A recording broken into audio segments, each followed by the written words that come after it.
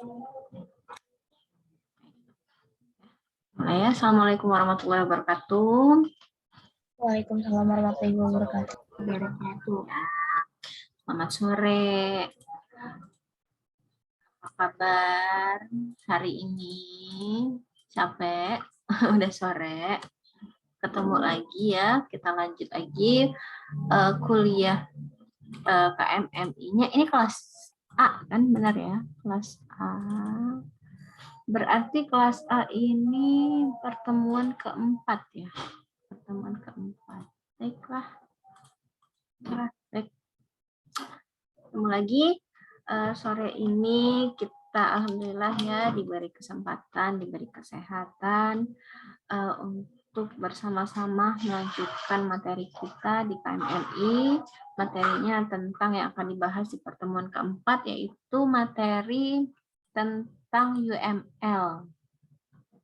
Ya, UML-nya. Agak ragu. Saya cek dulu. Materi keempat, saya lihat e-learning sebentar. 1, 2, 3, 4, iya benar. Materi keempat tentang Unified Modeling Language, ya, UML. Oke, sebelumnya sudah pada ngerjain kuisnya belum? Ada yang sudah? Apa? Belum? Belum, oke.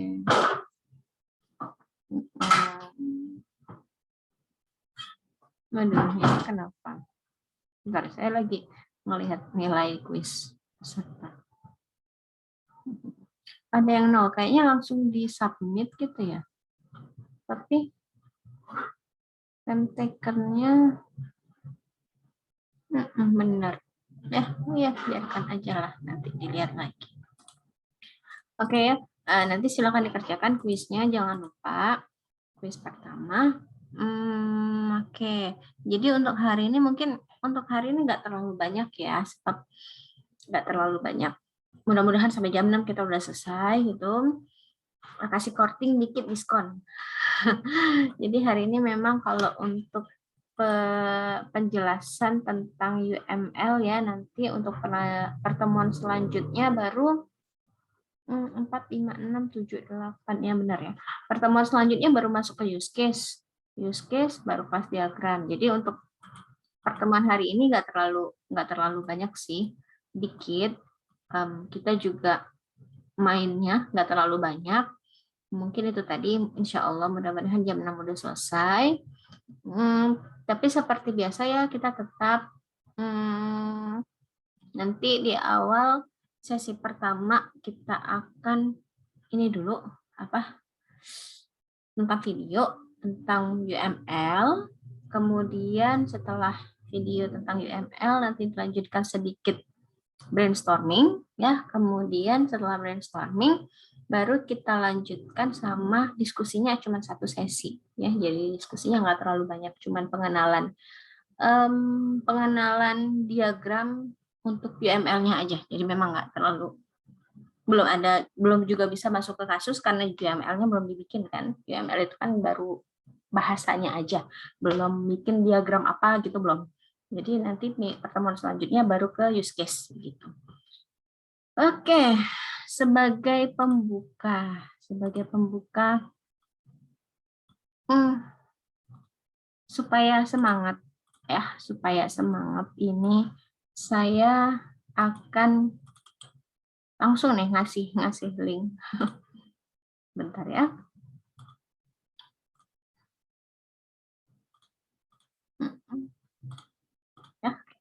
Jadi sebagai pembuka ya untuk sore hari ini, sore hari yang cerah, kalau di sini agak-agak mendung, tapi habis hujan jadi agak seger juga sih.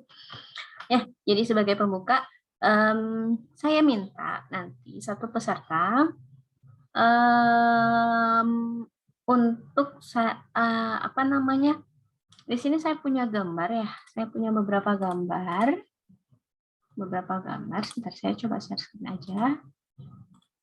Nah ini gambarnya. Oke, ini ada gambar. Saya minta satu peserta mirip-mirip kayak kemarin lah. Tapi kalau kemarin kalian yang menggambar, kalau hari ini saya yang kasih gambar. Nah, saya minta satu peserta nanti untuk memilih tiga gambar dari sini, kemudian diurutkan. Ya pokoknya ada urutannya ya, yang mana yang satu, yang mana yang dua, yang mana yang tiga, gitu. Diurutkan, kemudian nanti seperti yang kemarin juga, yang dua peserta lainnya nanti silakan untuk mendeskripsikan kira-kira dari gambar yang sudah dipilih, kemudian dari urutannya kira-kira mau cerita apa sih peserta tersebut. Oke, sampai dari sini ada yang mau volunteer dulu nggak? Yang mau memilih gambar? Saya, Bu. Boleh, Aldo ya. Aldo. Oke, sebentar ya. Ini saya kasih linknya ya. Silakan Aldo masuk. Saya kasih umum nih. Nggak apa-apa lah ya. Nah, Aldo aja. Aldo, silakan masuk. Silakan yang nggak mau dipilih boleh dihapus, Aldo. Kemudian diurutkan yang mana yang satu, yang mana yang dua, yang mana yang tiga. Baik, Bu. Ya, silakan. Kita tunggu dulu ya. Ini kendaraan juga, Bu. Gimana? Ini kan Ya. tempatnya, Bu. Ya, boleh. Nah, Semuanya ini boleh kemarin- kamu pilih dari sini, bebas. Nggak mau pilih kendaraan juga nggak apa-apa. Mau pilih juga nggak apa-apa, bebas. Terserah. Untuk gambar yang keempat ini tiga, Bu. Tiga ya, Bu ya. Tiga gambar. Silakan pilih 3 gambar. Bebas mau pilih yang mana. Ini ada kendaraan, ada lokasi ya. Ada, bisa edit ya? Takutnya saya belum ubah. Sebentar. Oh, sudah editor. Ya. Ada beberapa tempat, ada rumah, ada ini apa ini? Mall ya, mall. Apa? Gimana Aldo? Kurang jelas suaranya. Lokasi nggak bisa dihapus. Iya. Kasih kalau nggak bisa dihapus ini aja. Kasih kontak teks di sini, kasih nomor aja langsung gitu boleh. Nomor 1, 2, 3.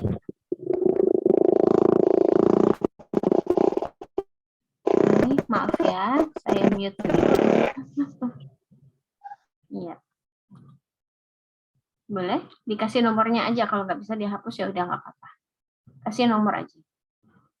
Mau pakai sticky note boleh, mau kamu kasih kontak teks ini juga boleh, nggak apa-apa. Oh ini enggak ya? Sudah, Bu. Sudah ya. Jadi nomor 1 yang dipilih Aldo adalah pantai. Yang kedua ini mall ya, pusat perbelanjaan. Yang ketiga ini adalah kebun binatang. Baik, terima kasih Aldo. Oke, sekarang siapa nih yang mau volunteer, yang mau menceritakan kira-kira kenapa Aldo memilih 3 tempat ya, 3 lokasi, dan diurutkan itu ceritanya apa sih? Gitu. Ceritanya apa yang pengen diceritakan oleh si Aldo itu, yang pengen diungkapkan oleh Aldo itu kenapa? Berdasarkan urutannya juga ya, berdasarkan urutan. Oke, ada volunteer, silakan. 2 orang ya, kita ambil 2 orang. Ada volunteer yang mau menceritakan. Ini saya lihat dulu. 1, 2, 3. Ada? Enggak? Kalau enggak ada, oke, mungkin Aldo, pilih temannya Aldo. Boleh secara acak aja Aldo. Bebas. Siapa temannya?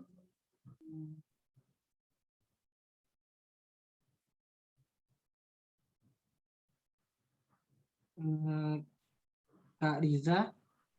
Siapa? Kak Riza. Kak Riza. Ayo. Sama ini, Bu. Sama Kak Aji. ya, Kak Aji. Riza, silakan. Riza dulu ya berarti ya. Ya, terima kasih. Terima Ya. kasih Aldo. Ya, silakan. Mungkin Coba. langsung aja. Boleh. Nomor 1 nih mungkin impian dari Aldo. Mhm. Terus yang kedua ini kebutuhan karena tempat belanja. Dan yang Mhm. ketiga ini tempat rekreasi. Kalau misalnya kebutuhan sudah, ya bisa rekreasi gitu. Oh, yang pertama apa tadi? Lupa. Impiannya, Bu. Impiannya mau ke Jadi, pantai. oh, mau ke pantai. Oke. Impian Aldo adalah pengen ke pantai. Kemudian yang kedua dia mau memenuhi kebutuhannya, yang mau belanja baju mungkin ya. Kemudian setelah sudah kebutuhannya cukup, dia mau jalan-jalan rekreasi gitu ya ke kebun binatang. Baik. Terima kasih Riza. Oke, yang kedua tadi siapa tadi? Sudah Aldo siapa tadi saya lupa. Kak Aji Setiawan. Nah, Aji. Mungkin Mm-mm. sedikit sama Riza, Bu. Mm-hmm.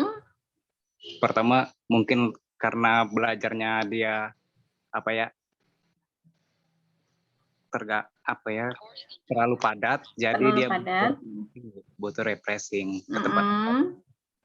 Pertama, ya, ke pantai, refreshing. Terus baru ke kebun binatang. Ke jalan-jalannya ke pantai dulu, terus ke mall, baru ke kebun binatang gitu. Iya, Bu. Oke, baik, terima kasih. Oke, sekarang kita tanya Aldo, benar nggak nih, Dok? Yang disebutkan teman-temanmu? Hampir benar, Bu. Tapi, hampir benar. Benar, tapi yang benarnya tuh karena jadwal kuliah itu padat, jadi belum sempat liburan ke pantai. Jadi gitu. Baru itu keinginannya mau liburan ke pantai. Mau liburan Terus yang ke pantai. Untuk mengisi waktu untuk waktu hari Minggu itu bisa berkreasi ke mall, Bu. Mall, terus? Ya. Setelah itu mungkin bisa untuk ngajak adik-adik tuh bisa berkreasi ke sama keluarga ya. Iya. Ke kebun binatang gitu. Oke, baik. Jadi yang pertama itu sebenarnya karena jenuh di rumah mulu gitu ya, belajarnya pun di rumah, semua kerja di rumah gitu. Jadi pengen kita rekreasi gitu ya, melihat ya yang seger-seger, melihat sesuatu yang baru, merefreshkan otak, menenangkan pikiran gitu ya. Kita butuh rekreasi. Kemudian katanya yang kedua pengen mungkin untuk diri sendiri ya, kalau mungkin saya kurang gitu. Mungkin kalau untuk diri sendiri mau hari Minggu pengen jalan-jalan, ya sekarang kayaknya kalau di Palembang udah buka mall, boleh. Kok saya jadi promosi. Bisa ke mall, bisa ya sama sih, karena untuk di Palembang sendiri ya, kan saya nggak tahu kalau di luar sana, di Jawa kayaknya banyak ya tempat rekreasi. Kalau di Palembang sendiri rekreasinya mulu ya kayaknya. Taman itu kurang, terus ada juga tamannya jauh kalau dari tempat saya, jauh banget. Jadi susah jangkau. Jadi ya jalan-jalannya ke mall. Terus juga kebun binatang ya, kebun binatang mungkin kalau sama anak-anak kecil, sama adik-adik, sama keluarga gitu. Enak ke kebun binatang melihat ya, sekalian belajar, sekalian juga rekreasi, sekalian juga masih ya kalau anak-anak kecil masih kita kenalkan ya, oh ini kucing, kalau kucing banyak ya, gajah, ini jerapah gitu, ini singa gitu ya. Kalau di Palembang tapi susah ya. Kalau saya sendiri susah nyari kebun binatang gimana, paling kucing di depan rumah itu ada, ayam gitu. Kalau yang lain memang susah, kambing, sapi agak jarang malah. Kebun binatang kalau itu nggak ada, susah. Oke, jadi semoga pandemi ini segera berakhir, kita bisa refreshing, mau kemanapun kalian mau pergi bisa ya, bisa dengan mudah gitu ya, tanpa ada sesuatu yang dikhawatirkan. Mudah-mudahan bisa segera selesai, kita semuanya sampai selesai nanti bisa dalam keadaan sehat, di keluarga juga masih dalam keadaan sehat walafiat gitu, bisa jalan-jalan mungkin nanti setelah pandemi selesai ya kita bisa ke pantai bareng gitu ya. Oke. Itu adalah sedikit warming up ya. Semoga bisa, walaupun nggak bisa ke pantai secara langsung, mungkin kita bisa ke pantai secara virtual dengan melihat foto ini dulu. Itu ya.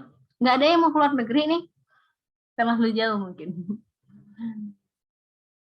Oke, baik, sebentar. Saya lupa bukanya. Ya, ini ya, semoga kita bisa segera kemana-mana dengan rasa nyaman, tidak takut dengan adanya penyakit gitu. Kasihan juga kan anak-anak, kasihan juga orang tua. Kalau yang masih muda kayak kalian itu kayaknya masih ya imunnya masih tinggi. Tapi kalau udah kayak saya aja udah mulai nurun ya, udah mulai nurun imunnya. Jadi ya kemana-mana takut. Padahal keluarga kita mungkin butuh refreshing, mereka bosen. Kalau kita ya mungkin ya, kalau yang muda-muda masih bisa virtual gitu, yang kalau ada orang nge-vlog gitu kalian tontonin gitu kan, bisa jalan-jalan virtual. Tapi kalau anak-anak kan mau gimana, susah. Orang tua juga susah. Ini jenuh banget. Ya, sedikit cerita tadi siang saya ditodong minta jalan-jalan anaknya. Jadi ya merasakan kita juga. Jadi akhirnya saya ajak dia ke Alfamart depan. Udah cukup, pulang. Udah lumayan mengobati. Udah pulang, udah tidur, selesai. Gitu aja udah senang. Ya karena memang jenuh. Kita aja dewasa jenuh ya, apalagi anak-anak. Sebenarnya kalau orang tua juga sebenarnya jenuh.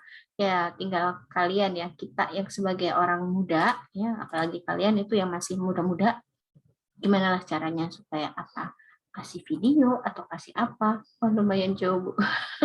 Ya,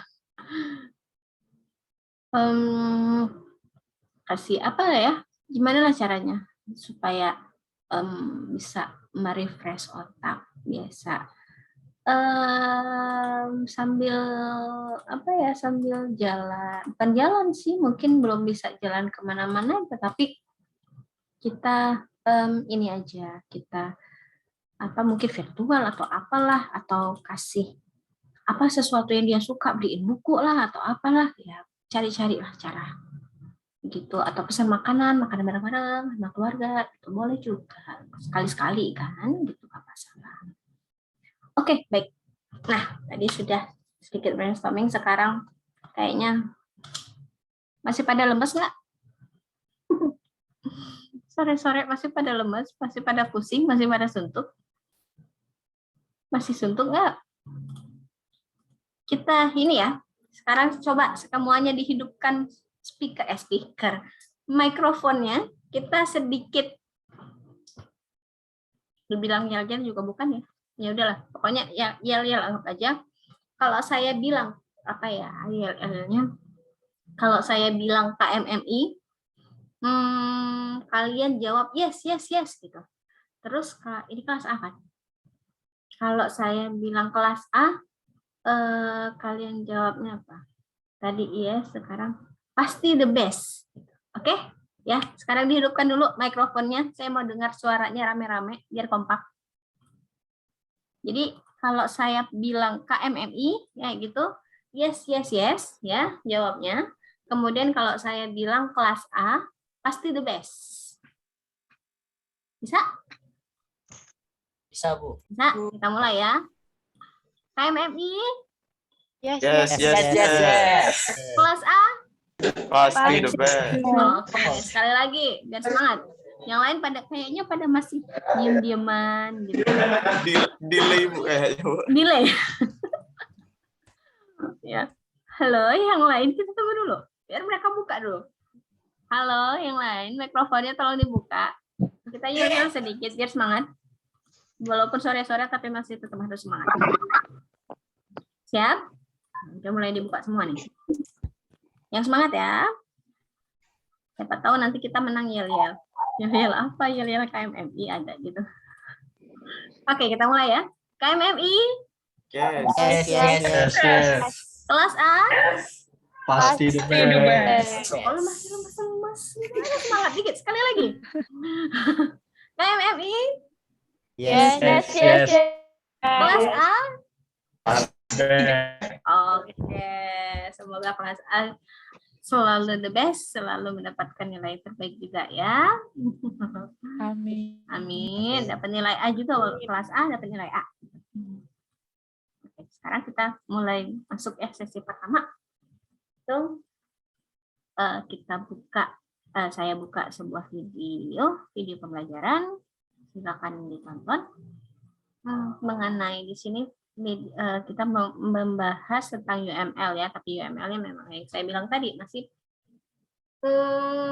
secara struktur, secara ini ya umumnya dulu, kemudian pembagian diagram yang ada di UML-nya, diagram UML. Oke, kita cek sound dulu ya untuk videonya.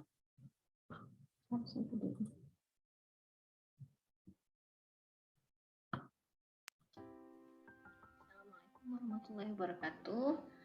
Alhamdulillah, kali ini saya kembali membuat sebuah video pembelajaran yaitu membahas mengenai Unified Modeling Language atau UML. Jadi di sini yang akan kita bahas itu adalah UML baru pendahuluan ya. Oke, suaranya ada terdengar bisa? Ada, Bu. Ada ya? Oke. Agak kecil tapi. Agak kecil ya. Tolong speakernya agak digedein dikit ya, kalau nggak digini-giniin gitu ya. Oke, baik. Saya lanjutkan dan selamat menonton dulu.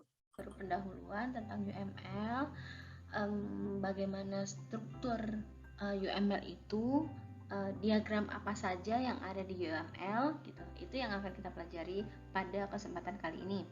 Jadi UML ini adalah sebuah desain gitu ya, desain yang memang dikhususkan untuk pemrograman yang berorientasi objek. Kemudian ini bagian tahapan pengembangan perangkat lunak itu bagian desainnya ya. Jadi UML itu adalah sebuah bahasa ya yang telah menjadi standar dalam industri untuk visualisasi, merancang dan mendokumentasikan sistem informasi atau piranti lunak. Jadi dia sebenarnya sebuah bahasa yang sudah standar gitu untuk perancangan perangkat lunaknya. Jadi sebelum kita kemarin sudah dijelaskan juga di awal bahwa pada saat perancangan perangkat lunak dimulai dari analisis kemudian desain ya. Nah, di sini UML ini digunakan pada saat tahap desain. Jadi dia berupa standar untuk merancang perangkat lunak. UML menawarkan sebuah standar untuk merancang model atau arsitektur untuk perangkat lunak yang mau dibuat. Seperti bahasa-bahasa lainnya, UML mendefinisikan notasi, sintak, dan semantik. Jadi dia ada notasi-notasi sendiri nanti. Oke, lanjut. UML merupakan kepanjangan, ini tadi sudah ya, merupakan sebuah bahasa berdasarkan grafik atau gambar untuk memvisualisasikan, menspesifikasikan, membangun dan mendokumentasikan sebuah sistem berbasis objek oriented. Jadi memang seperti di awal sudah saya jelaskan, sudah saya tekankan bahwa yang UML ini memang berfokusnya untuk objek oriented. Jadi kalau program yang dibuat bukan dengan menggunakan objek oriented atau menggunakan prosedural itu tidak bisa dibuat dalam pendokumentasian atau perancangannya nggak bisa pakai UML karena UML memang ada kelas, ada objek gitu. Dia memang fokusnya ke sana. Kemudian ada menurut Rosa Salahuddin merupakan standar bahasa yang digunakan dunia industri untuk menggambarkan kebutuhan, membuat analisis dan desain serta menggambarkan arsitektur ya. Arsitektur dalam pemrograman berorientasi objek. Oke. Notasi UML merupakan sekulen bentuk khusus untuk menggambarkan piranti. Jadi nanti UML itu bukan hanya satu diagram, tapi ada beberapa diagram yang ada gitu dengan ada pembagi-pembaginya, ada macam-macam struktur, macam-macam UML yang ada.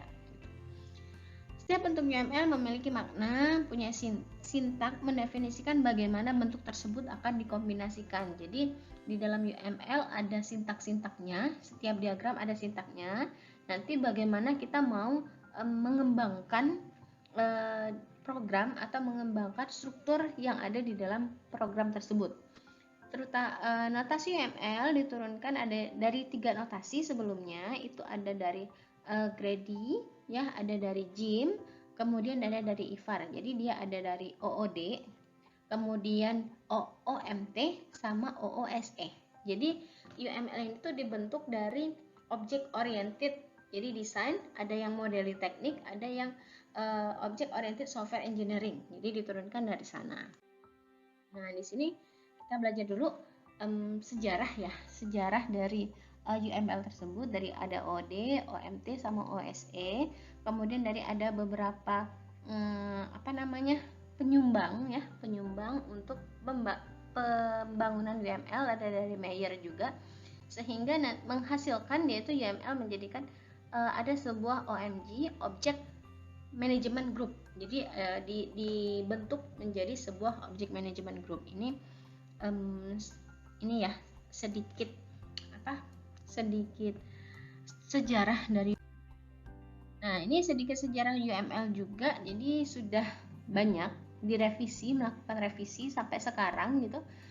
Dia dari tahun 95 dari beberapa metodologi yang tadi ya, OMT, OOD, OSE, kemudian dikembangkan sehingga tahun 2006 itu UML 2.1. Itu sudah banyak tools-tools yang disediakan juga untuk membuat UML ini.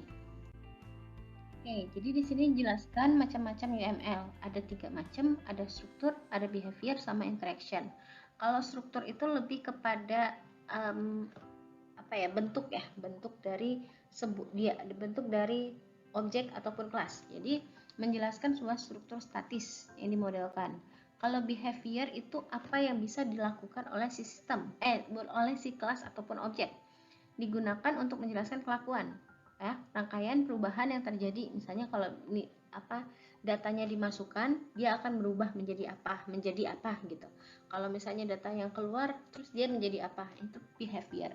Sedangkan interaction hubungan. Jadi saya ngomong tadi bahwa di object oriented itu kan adalah hubungan antara satu kelas dengan hubungan antara satu objek dengan objek lain. Nah, bagaimana cara mereka berhubungan antara objek itu dijelaskan pada interaction diagram. Nah, jadi sebenarnya ada beberapa view ya, dilihat dari beberapa sudut pandang. Ada use case, ada struktural, ada behavior, sama kayak tadi. Ada implementation tambahan, ada environment. Ya, jadi kayak kalau use case itu bagaimana cara hubungan antara aktornya yang sistem di luar sistem, yang siapa yang bisa berhubungan sama sistemnya. Jadi orang yang bisa berhubungan sama sistem gitu. Struktural yang kayak tadi, yang menjelaskan bentuk dari objek ataupun kelas. Jadi untuk struktural view ada beberapa diagram. Kalau use case view tadi hanya satu diagram, yaitu diagram use case. Kalau struktural view ada kelas diagram, objek diagram, komposit ya. Kemudian ada behavior, ya, apa yang terjadi gitu ya, bagaimana hubungan, dan juga kalau di sini gabung sama interaksi. Sequence, ada diagramnya, ada sequence, ada communication, state diagram, activity, interaction, sama timing. Kemudian implementasi, ya, bagaimana diimplementasikan. Kemudian di environment itu dengan lingkungan, ya, dengan lingkungannya, deployment. Oke. Ada juga kalau diagram 2.0 dia dibagi menjadi seperti ini, yang seperti dijelaskan di awal tadi, ada struktural, interaction, sama behavior. Kalau struktural ada kelas diagram, ada package, ada struktur diagram, ada objek, deployment, sama komponen. Kalau interaction ya communication, interaction, sequence, timing gitu. Kalau behavior ada activity, ada state machine diagram, sama use case diagram. Jadi ini berdasarkan yang UML 2.0 diagramnya.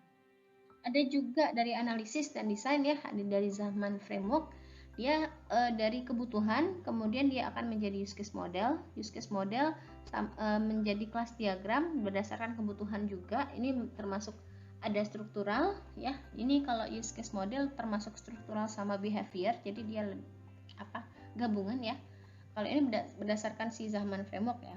Kemudian ada activity itu termasuk behavior. Kemudian nanti akan menjadi state chart ya, bagaimana tahapan dari perangkat lunak, dia menjadi behavior juga. Kemudian komponen ya, dari state chart itu menjadi komponen dan deployment. Di komponen sama deployment itu termasuk dalam struktural ya, strukturnya. Ada sistem development, dia dari ada yang dibagi menjadi statis sama dinamis ya, berdasarkan kalau analisis dia dari use case model, dari use case model yang menjadi kelas model, kemudian dari use case itu menjadi sequence ya, kemudian dari sequence menjadi kelas model kelas. Ada yang menjadi state sama sih seperti yang tadi. Kemudian dari ini desain maksudnya, kemudian di develop menjadi sebuah search code. Nah, di sini tadi kan sudah dengar beberapa diagram-diagram yang ada di UML gitu. Nah, ini ada beberapa jenis dari UML, diagram yang ada di UML. Yang pertama use case, urutan interaksi yang saling terkait antara sistem sama aktor. Jadi use case itu memang menggambarkan antara aktor sama sistem, apa yang bisa dikerjakan oleh si aktor, apa yang bisa dilakukan aktor terhadap sistem gitu. Activity, jenis diagram pada UML yang dapat memodelkan metode apa saja yang terjadi. Jadi ya aktivitas yang terjadi dalam setiap di dalam sistem itu. Sequence diagram menggambarkan hubungan objek berdasarkan urutan waktu. Jadi kalau sequence diagram ini ada timingnya, ada lifetime-nya. Jadi nanti objek yang satu manggil objek yang lain, kemudian metode apa yang dipanggil. Kalau di dalam objek sama kelas tadi kan di dalam kelas itu ada metode. Nah, dalam sequence ini menggambarkan seperti itu. Metode apa yang dipanggil, kemudian kapan dia dipanggil. Jadi ada urutan waktunya. Kelas diagram ini masuk struktur ya. Jenis diagram pada UML menampilkan paket ataupun kelas yang ada pada sistem. Jadi memang dalam bentuknya itu kayak yang saya jelaskan pada saat objek sama kelas itu ada kelas bentuknya kelas 3 tier kayak gitu. Yang pertama ada kelas, ada atribut, ada metode. Nah, nanti kelas ini akan berhubungan sama kelas yang mana itu dijelaskan di kelas diagram. State machine menjelaskan perubahan keadaan atau transisi sebuah objek pada sistem. Jadi misalkan dari state yang satu, misalnya kalau lift ya, saya contohkan melalui lift. Kalau state-nya dia tertutup, kemudian pada saat kapan state-nya terbuka, pintunya terbuka. Nah, itu perubahan state atau perubahan keadaan dijelaskan di dalam state machine. Ini contohnya aja yang tadi. Communication menjelaskan proses terjadi suatu aktivitas, menggambarkan interaksi ya antara objek yang ada pada sebuah sistem. Itu mirip-mirip juga kayak sequence, tapi kalau sequence itu ada waktunya. Kalau communication nggak ada, hanya hubungan antar objeknya aja. Deployment itu menunjukkan tata letak sebuah program secara fisik, diartikan juga bagian aplikasi yang terdapat perangkat keras dipakai untuk menerapkan suatu sistem hubungan antar komponen hardware. Jadi kalau deployment ini lebih ke kayak interface, terus bagaimana berhubungan sama komponen lain gitu, sama perangkat keras yang lainnya. Komponen diagram ya, itu tadi deployment ya. Sekarang komponen menampilkan komponen serta hubungan atau interaksi yang terjadi dalam sistem. Jadi komponen apa yang ada di dalam sistem serta hubungannya. Objek menggambarkan, menjelaskan objek ya. Kalau tadi ada kelas diagram itu menggambarkan hubungan antar kelas. Kalau objek itu satu kelas bisa menghasilkan banyak objek. Nah, itu objek-objek yang banyak tadi yang bisa dihasilkan oleh satu kelas itu bagaimana hubungannya antara objek satu dengan objek lain. Komposit, struktur internal dari komponen, kelas, dan use case, termasuk hubungan klasifikasi bagian lain dari sebuah program. Jadi menjelaskan dari komponen, ya, kelasnya sama use case-nya. Itu. Jadi ada 3 diagram tadi digabungkan, dijelaskan dari berdasarkan kompositnya. Interaction, visualisasi hubungan kerjasama antara activity diagram dengan sequence diagram. Jadi kalau tadi kita punya activity yang menggambarkan hubungan antara aktor sama sistem, terus dia ngapain ya antara aktor, terus dari sistem kerjanya apa. Kemudian di sequence kita juga ada hubungan yang seperti itu, tapi ada lifetime-nya digabungkan dalam sebuah interaction overview diagram, begitu. Package diagram itu menggambarkan pengumpulan, kalau package itu kumpulan dari kelas, ya. Mengumpulkan kelas menunjukkan bagaimana elemen model akan disusun serta menggambarkan ketergantungan antar paket. Jadi di dalam kalau Java, kalian sudah pernah bikin program Java, itu kan ada package-nya atau ada paket. Di dalam paket itu ada beberapa kelas. Nah, itu hubungan antara package dengan package lain. Jadi dalam package itu ada kelas-kelas. Nah, hubungannya bagaimana? Timing, ya. Bentuk lain dari interaksi diagram, fokus utamanya kepada waktu. Jadi di sini bukan hubungan antara objeknya, tapi fokusnya lebih ke waktunya. Mirip kayak interaksi diagram, kayak gini, interaksi. Tapi kalau di interaksi ini masih juga berfokus pada hubungan antar objek sama waktu. Tapi kalau di timing lebih ke waktu, benar-benar ke waktu aja. Oke, tujuan dan fungsi dari UML dapat memberikan bahasa permodelan visual kepada user, ya, dari berbagai jenis program ataupun proses rekayasa. Jadi memang visual, kalau kemarin saya ibaratkan dengan kalau kalian arsitek ya, model dari bangunan yang mau dibentuk udah kelihatan di sini. Dapat menghubungkan metode terbaik yang ada dalam permodelan. Jadi permodelan itu udah jelas hubungannya. Jadi udah kelihatan hubungan antara objeknya. Dapat membagikan model yang siap digunakan, ya. Bahasa pemrograman visual yang ekspresif untuk saling berbagi model dengan mudah dan memperluas program. Jadi sebenarnya reusable, bisa digunakan kembali. Ya, jadi kalau kelas itu mau dicopot, kemudian mau dipindahkan ke program yang lain atau sistem yang lain atau software yang lain, mau dibikin kembali dengan menggunakan kelas yang sudah ada, itu bisa. Ini reusable. Digunakan sebagai blueprint karena lengkap, detail, diketahui informasi yang detail mengenai coding suatu program, ya. Jadi di sini blueprint, ya, cetak biru. Jadi template-nya udah jelas di sini. UML dapat memodelkan sistem yang berkonsep berorientasi objek. Jadi tidak hanya bergunakan untuk memodelkan perangkat lunak software saja. Jadi memang ya itu tadi fokusnya pada OOP. Membuat satu bahasa permodelan yang nantinya dapat dipergunakan oleh manusia maupun mesin. Jadi dia sebagai penjembatan antara kalau manusia ngerti ngelihat diagramnya, mesin juga bakal ngerti bagaimana cara kerja sistemnya gitu. Nah, itu adalah fungsi dan tujuan dari UML. Jadi di sini ada beberapa langkah bagaimana sih membuat UML. Ini sedikit tips lah, ya. Buat daftar bisnis proses dulu dari level yang tertinggi. Jadi setelah proses bisnisnya dapat atau analisisnya dapat, petakan menjadi use case dari setiap bisnis proses tadi dengan tepat fungsionalitas yang harus dikerjakan, ya. Jadi dari setelah requirement-nya dapat, bikin use case-nya. Setelah use case-nya, perhalus use case diagram dengan lengkapi requirement dan constraint atau batasan dan requirement-nya.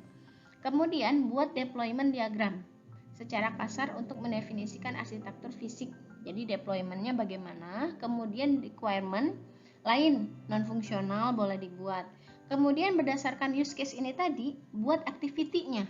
Jadi dari use case itu udah nanti kelihatan bagaimana satu proses bekerja, apa yang dilakukan di setiap proses itu, setiap use case itu. Nanti kelihatan baru bikin activity.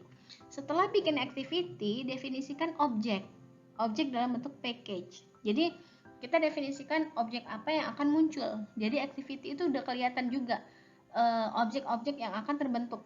Kemudian bikin sequence diagram atau collaboration untuk tiap alur pekerjaan. Jika sebuah use case memiliki kemungkinan alir normal, buatlah satu diagram untuk masing-masing alir, ya. Jadi kalau misalnya dia ada kalau nanti di activity sebenarnya kelihatan sih kalau misalnya dia ada normal atau kalau nanti di use case lebih diperjelas itu dengan skenario. Nah, di skenario-nya kelihatan bikin skenario normal sama alternatif. Nah, itu nanti dibuat masing-masing alirnya. Kemudian rancangan interface, buat user interface berdasarkan skenario use case untuk menjalankan skenario use case tadi.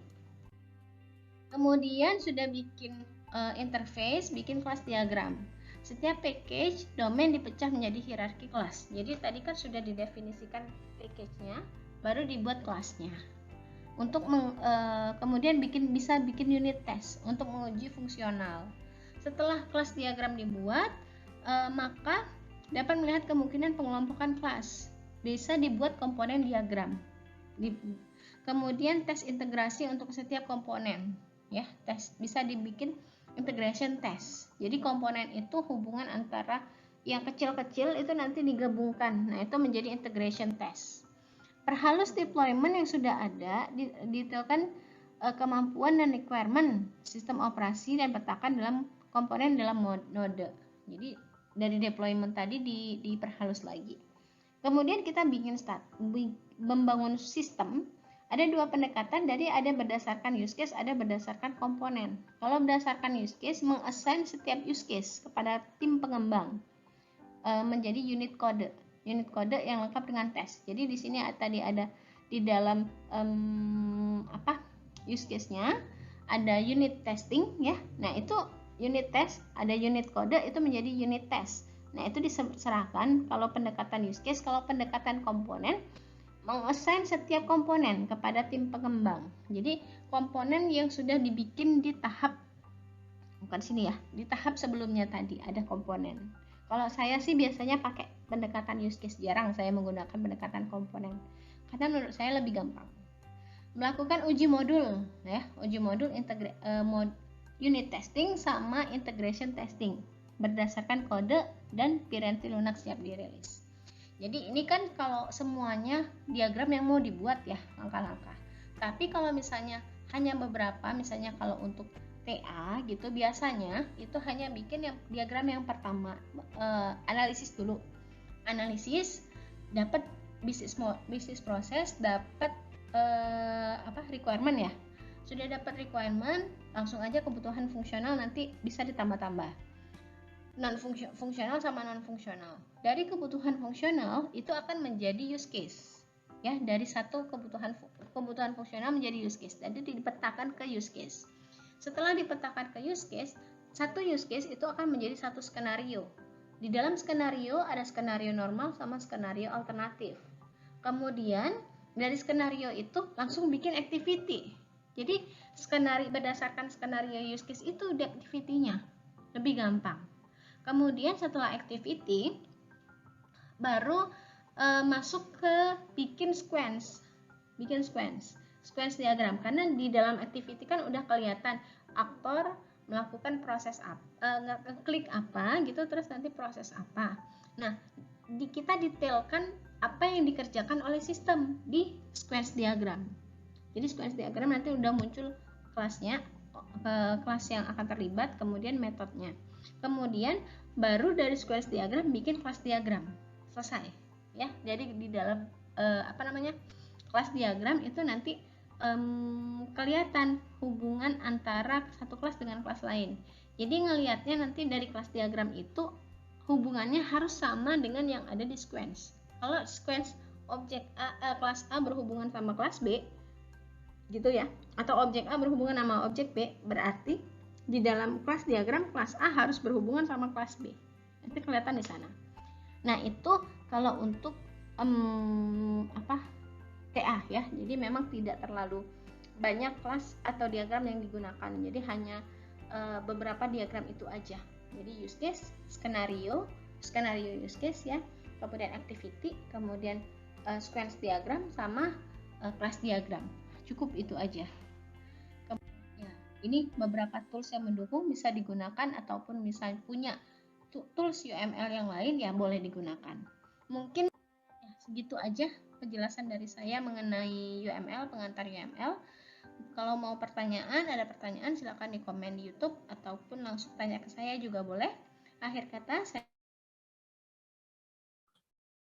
Oke, baik. Tadi udah didengarkan ya video tentang secara umum ya,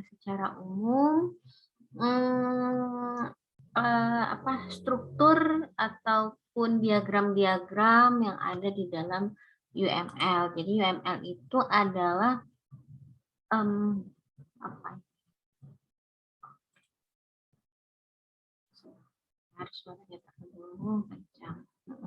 Jadi UML itu adalah bahasa permodelan, ya, bahasa permodelan standar yang memang standar khusus objek oriented. Beda sama kalau misalnya kalian menggunakan bahasa pemrogramannya prosedural, ya kalian bisa gunakan DFD, ERD. Di awal sebenarnya sudah saya jelaskan juga. Tapi kalau misalkan kalian menggunakan OOP, Object Oriented Programming, biasanya sih menggunakan UML, ya. Jadi karena di UML ini memang dia seperti yang sudah dijelaskan tadi ya, bahwa ada beberapa diagram yang memang dikhususkan bagaimana hubungan antara objeknya, bagaimana hubungan antar kelas, kemudian bagaimana behavior-nya, atau misalnya manggil metode, kemudian nanti ada lifetime-nya dan seterusnya. Tapi kalau prosedural kita nggak bisa bikin kayak gitu. Jadi kalau prosedural kalau programnya prosedural paling bisa sampai use case aja, udah cukup. Tuh. Cuman bisa sampai diagram use case. Jadi nggak bisa bikin yang kelas diagram karena dia kenapa? Karena di prosedural memang nggak ada diagram, nggak ada kelasnya. Nggak bisa bikin objek diagram, ya memang nggak ada objeknya gitu. Jadi memang UML ini difokuskan hanya untuk objek oriented. Jadi ada beberapa ini ya versi ya, memang UML itu ada, sebentar saya coba buka dulu. UML saya mana?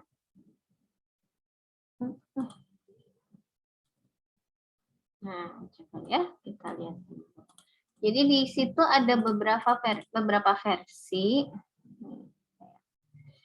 Saya share screen sebentar. Nah ini ya. Jadi ada beberapa versi di sini. Ada yang membaginya menjadi 5 view, ada yang membaginya menjadi 3 view gitu, 3 bagian diagram. Jadi kalau sebenarnya mirip-mirip sih. Kalau use case memang hubungan antara aktor sama sistemnya ya, bagaimana sih aktornya bisa melakukan apa terhadap sistem bisa memberikan apa kepada aktor. Jadi memang dia lebih ke eksternal, lebih ke user yang mau pakai gitu. Kemudian ada struktural view. Kalau struktural itu lebih ke bagaimana sih struktur dari kelas sama objeknya. Kalau behavior ini hubungan ya, bagaimana hubungan antara satu objek dengan satu kelas, misalnya manggil metode, manggil apa gitu. Kalau implementation ya bagaimana implementasinya, environment itu lebih ke bagaimana deployment sama perangkat luar yang ya di luar dari sistemnya gitu. Nah ini ya ada juga ini dibagi menjadi 3, struktural, interaction, sama behavior. Sama sebenarnya mirip-mirip sih, nggak terlalu jauh. Ini juga ada dari Zahman Framework. Dia membaginya seperti ini. Ada yang ini masuk dalam behavior, dalam struktural juga gitu. Ini yang struktural, ini yang behavior, ini yang struktural lagi. Ya jadi tapi kalau misalnya yang paling banyak digunakan atau yang paling banyak dipakai di dalam yang sering sekali dipakai itu sebenarnya yang use case, kemudian class diagram, kemudian sequence, kemudian activity, kemudian satu lagi use case ini ada skenario-nya ya. Use case ada skenario-nya, kemudian activity ya, kemudian sequence sama class. Paling 5 itu. Yang lain sih agak jarang. Nah, misalnya kalau state diagram itu kalau misalkan kalau programnya hanya yang kayak sistem informasi akademik itu biasanya jarang pakai state diagram. Kenapa? Karena dia kalau state diagram itu memang butuh trigger. Biasanya ya kalau state diagram ada state diagram itu kalau misalnya yang kayak mesin penjual otomatis kayak gitu atau lift itu ada state-nya. Kapan dia harus tutup, kapan dibuka. Kalau mesin penjual otomatis kapan dia masukin koin, membaca koin itu biasanya ada state-nya. Ada perubahan state-nya, perubahan status yang ada di dalam sistemnya. Biasanya yang kalau gitu kan pakai sensor gitu ya. Nah, itu biasanya pakai state diagram baru. Tapi kalau misalnya hanya yang seperti apa? Seperti sistem informasi akademik, sistem pakar yang kayak gitu ya, yang cuman di web aja, yang hanya di desktop aja, itu biasanya jarang sih. Kenapa? Karena di dalam sistemnya nggak ada perubahan state, nggak ada perubahan status. Dia hanya ya udah kalau diklik baru jalan gitu loh. Tapi kalau misalnya state diagram itu ada apa ya? Ada pemicu yang kapan dia harus berubah, kapan dia harus ya berubah status begitu. Itu state diagram. Interaction, timing, ya, deployment. Kalau misalnya udah benar-benar expert, yang memang benar-benar tim developer yang mungkin udah ini ya, udah profesional, mungkin baru menggunakan semuanya. Tapi kalau misalnya untuk standar mahasiswa sih hanya itu aja, use case, ya, use case, skenario. Nanti dari skenario jadinya activity. Jadi skenario itu nanti mirip sama activity. Dari activity itu kan udah ada yang dilakukan oleh sistem, dia akan diperjelas di dalam sequence-nya.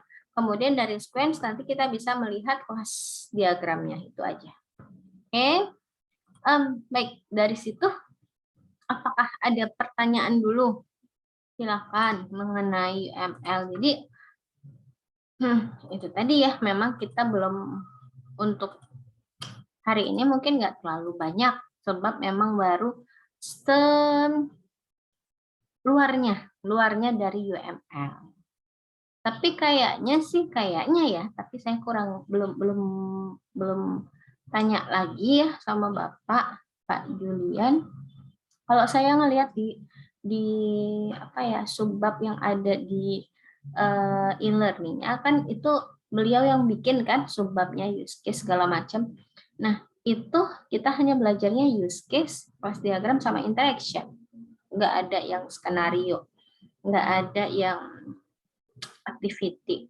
Ya mungkin ya karena dari use case, dari kelas diagram itu dari kasus itu lebih mudah memang ke kelas diagram, lebih ke interaction. Tapi setidaknya kalian harus tahu bahwa ada beberapa diagram-diagram lain yang sering digunakan. Tapi kalau misalnya sequence diagram memang lebih enak. Ada kita itu pemrograman itu ada yang forward sama reverse ya, forward engineering sama reverse engineering. Jadi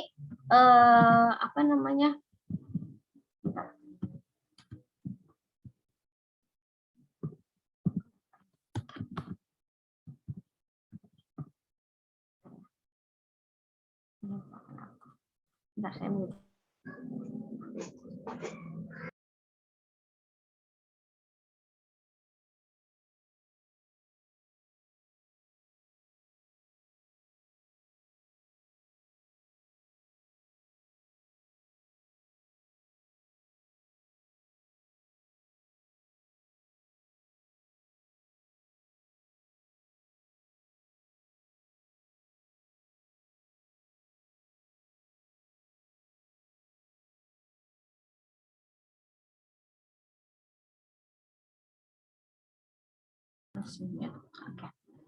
Sorry ya. Biasa. Jadi kalau kita itu ada dua kategori ya, ada yang reverse engineering sama yang forward engineering. Kalau forward engineering itu kita memang mulai dari kasus, mulai forward engineering maju kan, mulai dari kasus, terus bikin use case, bikin benar dari analisis, diagram, coding gitu ya, testing. Nah, tapi kalau misalnya yang reverse engineering itu ada, diperbolehkan biasanya sih untuk SDLC ya, untuk program yang sudah ada terus mau diperbaikin. Jadi kita membuatnya itu lewat kode dari bikin analisis, kemudian diagram, paling diagram use case, skenario, activity, terus bikin coding gitu. Kemudian nanti untuk bikin sequence-nya itu berdasarkan coding yang sudah dibuat. Jadi makanya mundur. Ceritanya tuh mundur. Biasanya itu digunakan kalau untuk kode atau program yang sudah pernah ada dan diperbaiki kembali. Nah, itu biasa ada yang namanya reverse. Nah, biasanya mahasiswa itu lebih suka kayak gitu. Mereka bukan lebih suka sih, karena lebih mudah ya mungkin.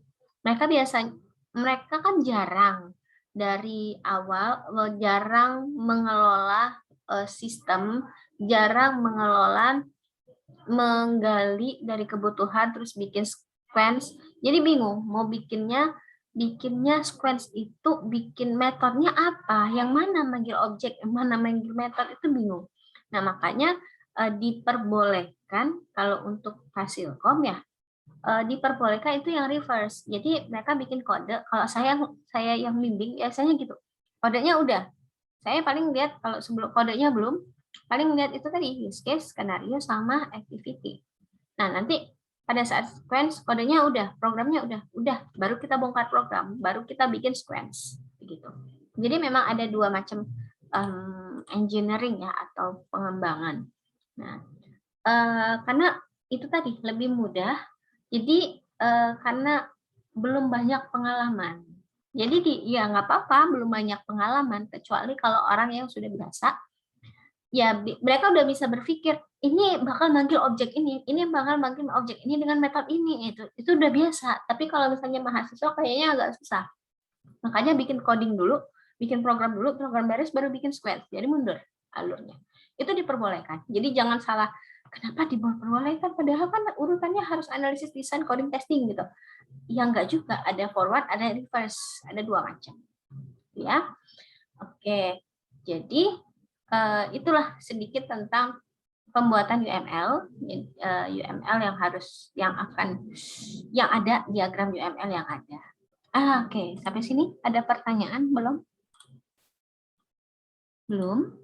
Kalau belum kita sedikit saya copy link. Kita sedikit brainstorming ya, menurut kalian sih ini cuman. Saya kirim linknya di link Padlet. Kita balik lagi ke Padlet. Oke.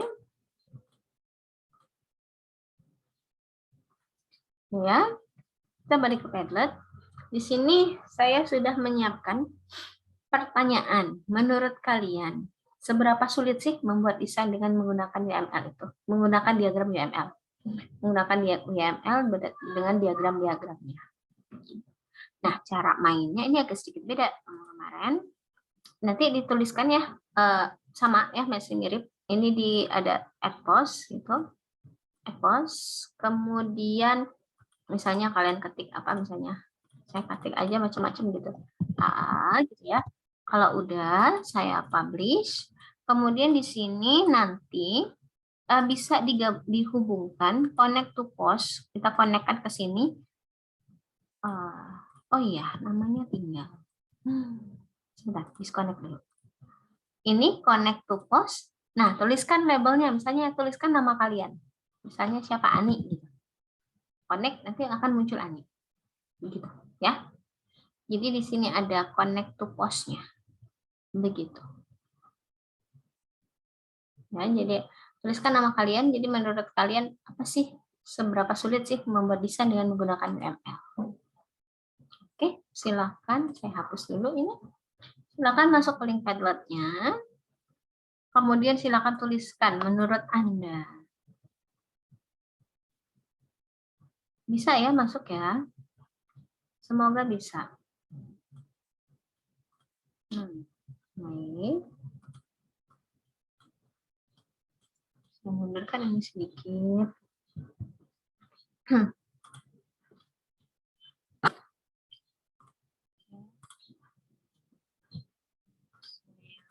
Silahkan diisi Padlet-nya.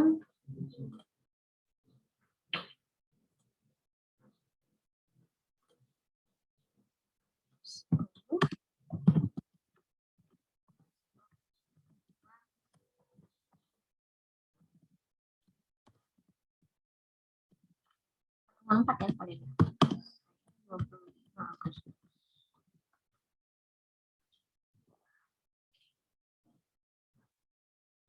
silakan dituliskan menurut kalian aja seberapa sulit membuat desain dengan menggunakan UML.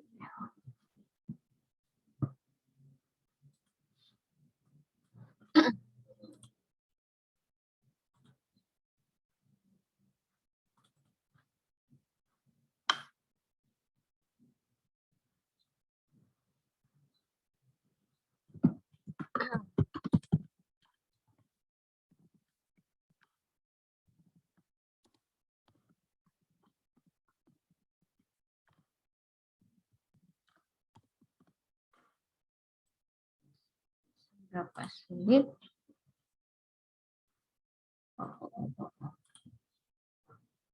Bisa kan nanti masuk. Ini kayaknya ada yang keluar masuk gitu, nggak tahu kenapa. Aku ada masalah. Harusnya sih. Mudah-mudahan sih nggak ada masalah ya. Nggak bisa diisi Bu ya?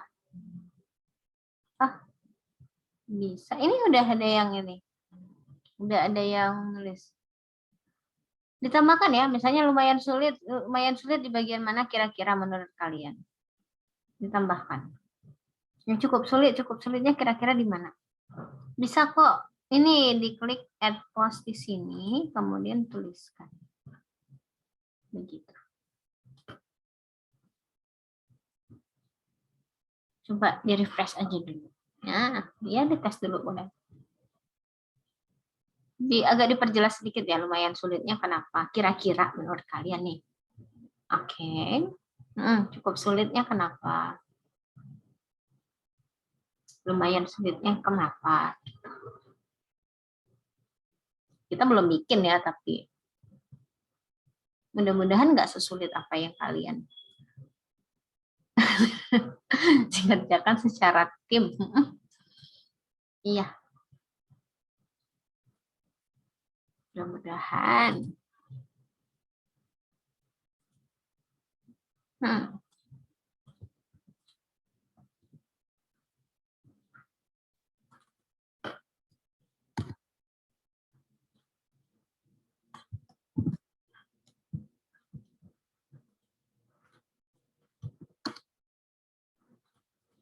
Baru mendengar ya. Apa kira-kira itu? Gitu. Sehingga kita bisa tahu kira-kira sesulit apa sih bikin terlihat sulit. Tergantung deadline. Belum bisa memperkirakan soal pernah mencoba membuatnya. Tidak sedikit cukup sulit. Jika saya karena lebih dalam mengobservasi memahami lingkungan. Baik.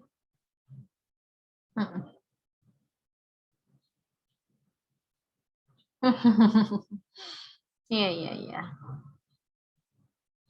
Ya mungkin kalau bukan anak TI ya, di SIM juga mungkin kayaknya untuk UML, sistem informasi juga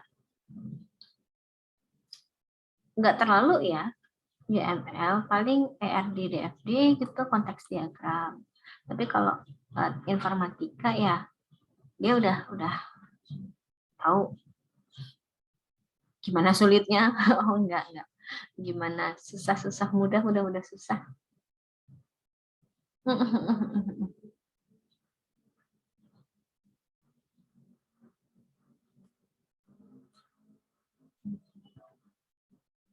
Mudah susah mudah gitu.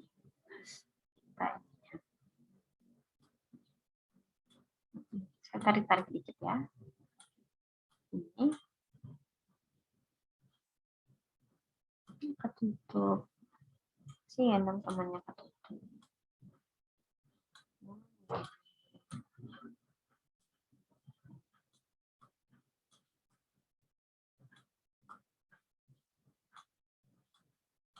Boleh. Kok saya edit. Ini postingan siapa ya? Coba dikasih nama.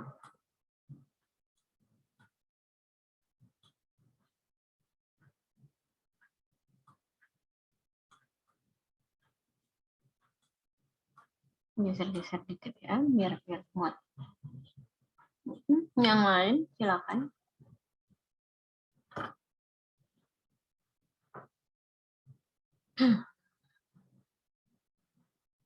Jadi nanti sudah ini kalian baru tahu.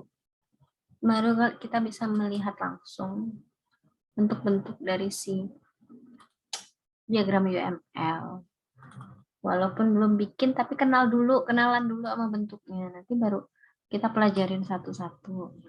Walaupun nggak semuanya juga sih, tapi setidaknya kalian tahu dulu bentuknya. Setelah ini, setelah iklan berikut ini, baru nanti kita. Oke, kita coba bahas ya. Lumayan susah Bu, karena banyak bagian yang harus dibuat. Iya, sebenarnya kalau saya sebagai mahasiswa dulu, saya juga informatika ya. Saya nggak ngerti ini UML untuk apa gitu, coding untuk apa ya. Oke lah, kalau coding ya masalah mahasiswa baru ya, itu biasa. Tapi ketika belajar UML kan udah semester berapa ya, semester 5 ya, APPLBO itu semester 5 dulu, sekarang juga masih ya, lanjut. Nah itu juga saya nggak ngerti ini maksudnya untuk apa sih, UML ini untuk apa, kenapa harus ada UML. Jadi saya suka-suka aja ya bikin.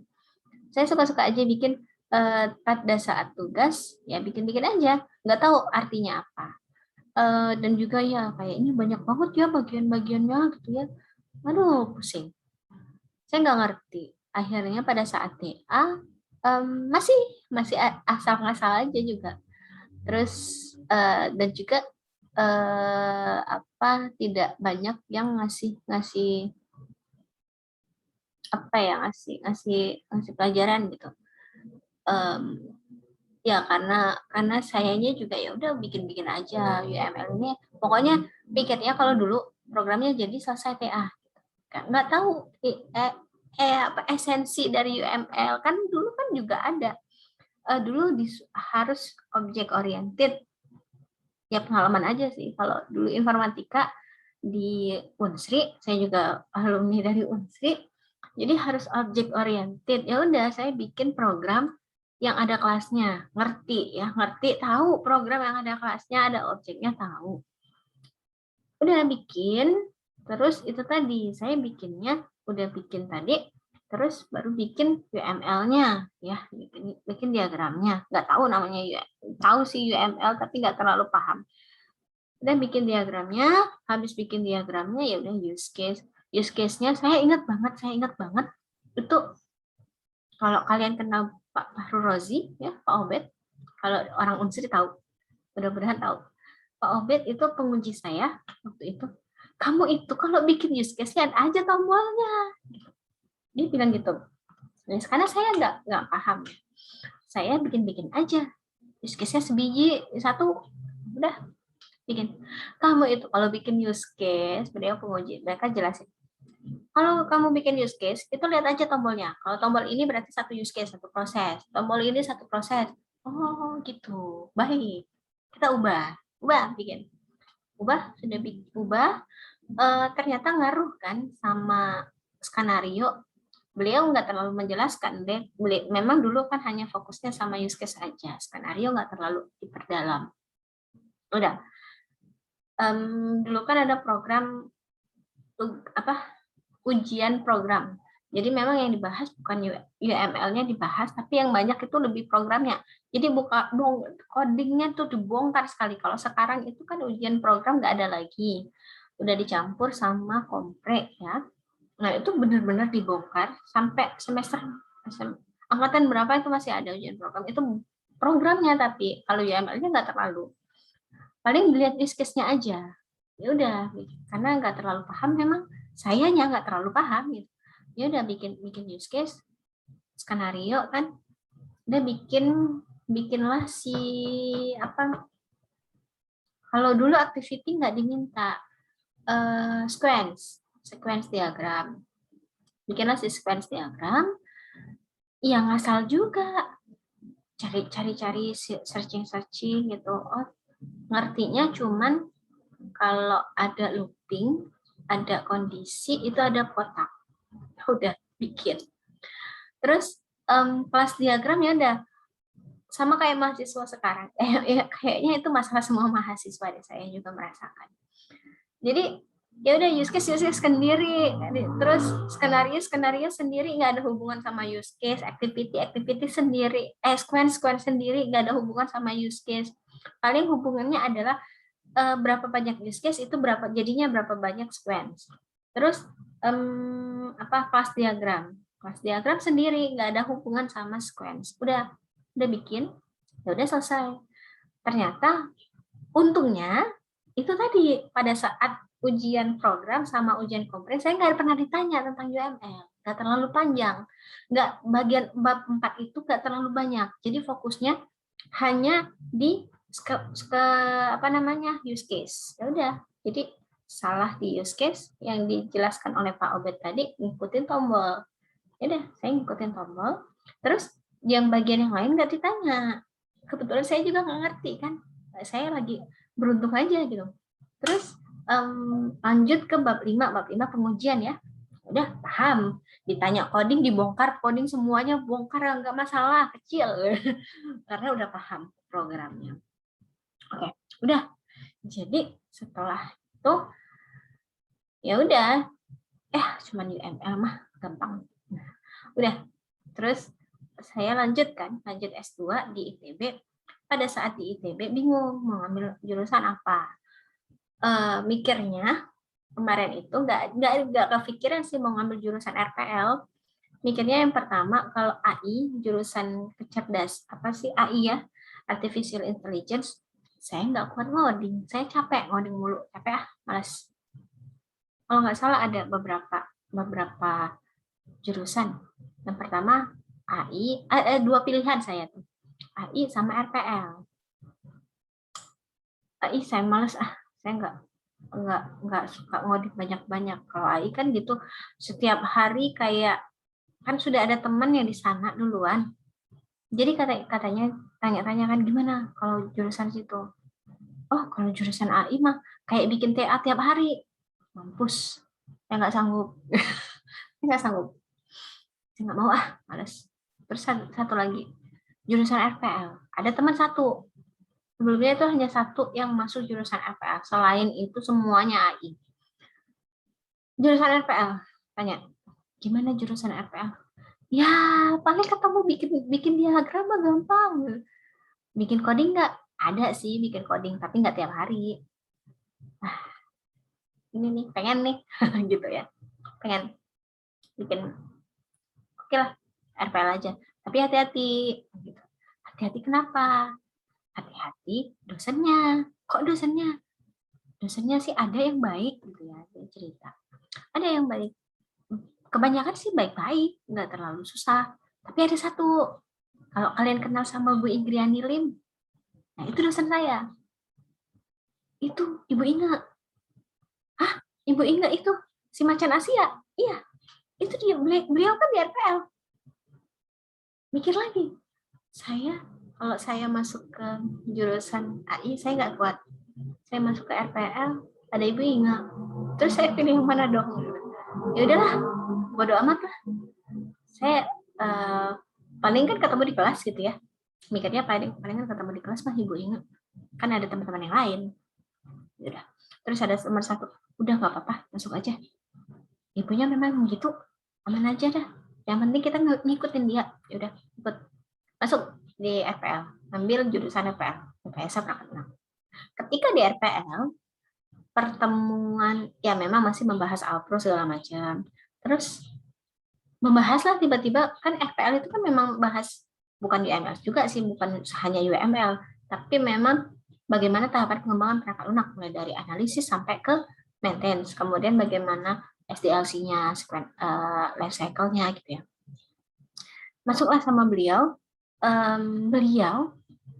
Ibu Inge itu mengajarnya analisis perancangan perangkat lunak semester 1. Analisis perangkat lunak. Oke, masuk kelas. Ya begitulah, taulah sendiri. Kalau udah kenal sama Ibu Inge mah tahu lah ya orangnya gimana. Ya diceramahin, dimarahin. Itu sebelah kamu ada sampah, ambil dulu. Saya nggak mau di dalam kelas ada sampah, satu pun ada sampah. Kalau ada sampah saya keluar. Udah, saya nggak mau ya. Pertemuan pertama saya ini aja, saya maafkan. Tapi ambil dulu, bersihin, udah bersih kelas. Saya maunya kuliah itu jam 7. Hah, jam 7 di Bandung loh. Tahu sendiri kan di Bandung dingin. Enak-enak kan tidur tuh. Baiklah, nggak bisa ngomong apa-apa lagi. Udah. Beliau ngajarnya analisis semester 1. Ya begitulah. Pada saat belajar, aduh, semua kata-kata kita itu dicoret semua. Ini kalian menggali requirement ini apa? Ini saya nggak paham. Ini kurang mengerti. Ini kurang jelas. Ini kurang lengkap. Satu kertas itu dicoret di depan kita. Terus kalau dia kesel, tulis dicoret semua. Dan dicoret semua, dikeplok sama kita. Bukan dikeplok sama kitanya langsung, tapi di meja keplok gitu. Shock kan? Ya, tapi ya karena kita udah tahu orangnya gitu, ya udah kita nyamanin aja. Dia juga demi kepentingan kita juga ya, demi kita supaya kita paham. Udah begitu, begitulah satu semester sampai masuk ke semester kedua. Semester kedua itu beliau mengajarnya tentang sebentar, materinya tentang apa sih? Ini yang desain. Kalau tadi analisis, sekarang desainnya semester 2. Itu kalian ini kan katanya orang informatika. Kok bikin desainnya kayak gini? Dimarahin habis-habisan. Dimarahin habis-habisan. Kalian tahu nggak esensi dari bikin UML juga sih dulu. UML, terus DFD, semuanya bikin semua pokoknya. Kalian tahu nggak esensi? Ini ada hubungan, ini ada keterkaitan, bukan ya bikin use case. Kelas diagram, nggak ada hubungan sama sekali. Lihat ini hubungannya. Baru di situ saya paham. Saya jujur baru pahamnya di S2. Baru di situ saya paham. Oh, maksudnya ini tuh. UML itu. Oh, maksudnya diagram di UML itu seperti ini ya. Oh, saya baru tahu. Habis itu ya seperti biasa sama beliau, kalau beliau itu kalau bikin laporan ada template-nya gitu ya. Beliau juga ketika beliau ngasih tugas ke kita, ngasih file ke kita itu ada template-nya. Ada tanggalnya, ada nama kasusnya, ada kelas siapa, kelas mana gitu ya. Terus di bawahnya ada page number, ada halaman. Nah gitu. Terus ini misalnya itu tadi punya siapa, beliau biasanya menuliskan IL, Indrian Ilit. Itu kalau beliau kasih ke kita. Kita ketika deliver tugas begitu harus ada template-nya. Kelompok, misalnya kelompoknya kelompok berapa, kemudian ini tugas-tugas yang mana, tugas 1 apa judulnya, kemudian tanggalnya harus jelas, di bawahnya halamannya harus ada, kemudian ya minimal itu template-nya. Jadi ya udah bikin terus. Kami di kelas itu cuma ber-8 atau ber-7, ber-8 apa ber-9 gitu. Terus ada yang berkurang nggak ramai orang, cuma 8. Saya cewek sendiri, yang lain cowok semua. Saya primadona karena ya itu tadi cewek sendiri. Terus akhirnya tapi beliau itu ya sedikit ya tentang ini. Beliau itu orangnya benar-benar care. Waktu itu saya sempat nggak masuk karena apa ya? Saya lupa. Apa saya sakit? Apa? Kalau nggak salah saya sakit. Saya nggak masuk. Ditanya sama beliau, kenapa itu Desti nggak masuk katanya? Beliau tanya, bukannya dia udah nggak masuk, bodo amat gitu. Tapi selain kita, memang beliau tuh disiplin banget. Sampai lucunya gini, ada cerita teman. teman itu ketemu beliau itu di mall. Di mall itu kan bebas ya, mau pakai celana pendek kek, mau pakai sendal kek, nggak mau pakai sendal juga, bebas lah, terserah. Terus mau celana panjang, pokoknya mau pakai apapun terserah. Terus saya juga bingung sih. Beliaunya marah sama kalau nggak salah pakai celana pendek ya.